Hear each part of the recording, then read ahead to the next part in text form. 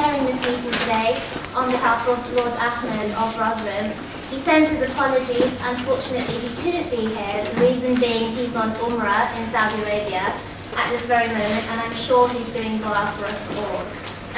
As you all know, the title for today's meeting is The War Against Terror in Pakistan and Britain's Role in Alleged Human Rights Abuses.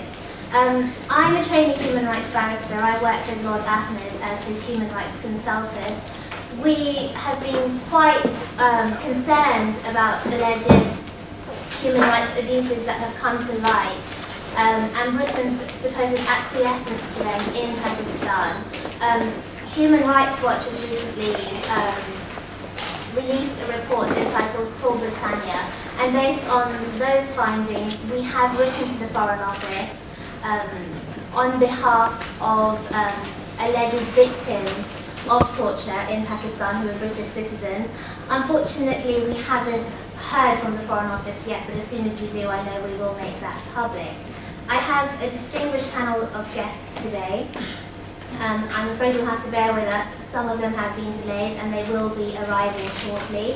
I'd like to begin though with Mr. Asif Durrani, who is the Deputy High Commissioner of Pakistan. I'd like him to open the floor. Although this is about Britain's role in alleged human rights abuses, Dr. Durrani would like to start with the role of Pakistan.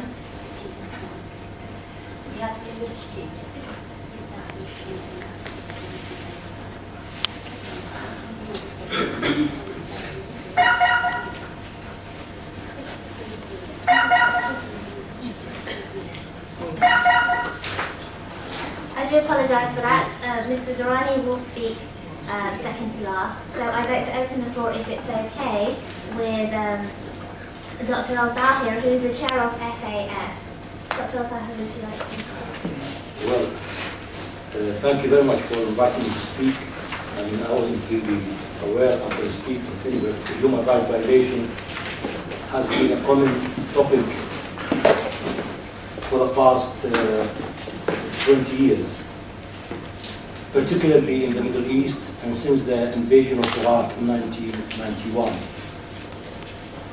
The American type of democracy, which is spearheaded by Bush and Blair, it didn't really have any kind of room or even stipulation to the forces to address the human rights.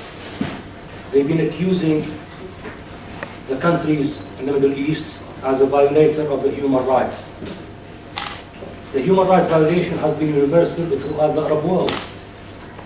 Regrettably, those who are a friend of the West, they can exercise the human rights violation without any kind of intervention from any organization. If you look at Saudi Arabia, if you look at Kuwait, if you look at Egypt, the human rights violation has been in existence for the past 30, 40 years. And nobody from the West has came up and actually challenged these governments.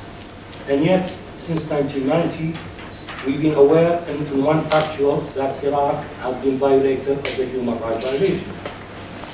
What really happened to Iraq since 2003? Everybody is fully aware of what happened in Abu Ghraib and the torture which has been exercised against the people who've been caught into the so-called war on terror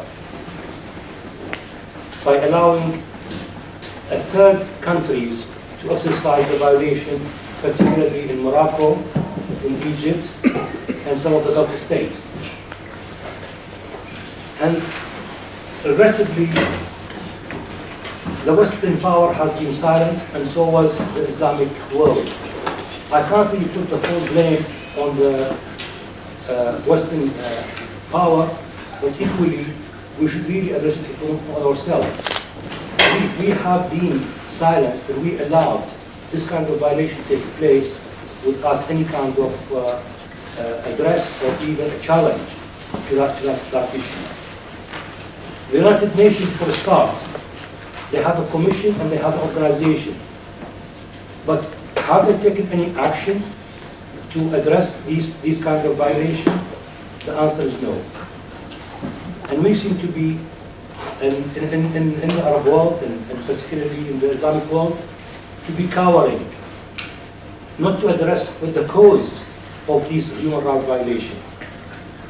Because of the pretext of the war on terror. So we already agree that anybody who objects to a policy of the American and the British policy, this is regarded as a terrorist because he's challenging these policies.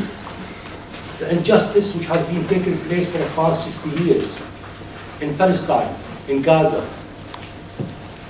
for Hamas, an elected government by the people, which is supposed to address the need of the people. They have created a chasm between the PLO and Hamas. And Hamas has been subjugated under siege. And this is a total human rights violation against the whole population of the Palestinian people. It doesn't really happen today. It happened for the past 60 years. And yet we are not really addressing this issue. The Zionist entity has been a violator of the human rights against the detainees in Palestine. And yet, the Western power, particularly America and England, they seem to turn a blind eye toward these kind of violations. The same thing is happening in Kuwait. The human rights, the human rights in Saudi Arabia has been allowed to carry out without any kind of readdress. And this is, this kind of conferences, it is very much welcome because at least we bring attention. But what do we do from here? The point is if we are just talking among people who are already converted and people who are already fully aware of what happened, the net result will be absolutely pointless. We really have to have a collective voice, and we have to address the need of these things and bring it back to the United Nations where they can exercise some kind of a pressure, a tangible pressure, not just some kind of a letter of address. And I think I mentioned this before, unless we can go back to the root cause of that problem, which has been with us for the past 50 years, is the whole existence of the United Nations Assembly itself. The power of the United Nations lies in the Security Council. It does not lie in the General Assembly. So consequently, the major power, the major player, the five permanent members, they can violate at will. And there is no way that you can address that kind of violation. Unless you can change that power and bring it back to the National Assembly, then at least the people who have a small country, they can do the same thing. We will end up and move in a circle, which is really come back at the same point, and we will not really achieve what we intend to achieve. Nobody in his own right sense would accept the violation of the human right of any kind of human being. It is something which is written in our charter, something which I think is part of our well-being, of us as a human being, is to care for other people. And yet, we seem to allow it. And I think, this kind of forum, I very much welcome it and participating to it, although I was really prepared even to participate as a speaker. But anyway, I welcome the opportunity, and I hope, for this organization, we'll be able to take it forward by addressing the core cause of how we can tackle it and how can actually bring some kind of tangible pressure to stop this kind of continuation which exists throughout the Arab world, and not to allow this permanent fight to carry on by allowing their friends to exercise violation with any of their enemies to bring to attention these are violators of the human rights. Anyway, I want to take much of your time. I'm sure other people would like to speak. And thank you very much.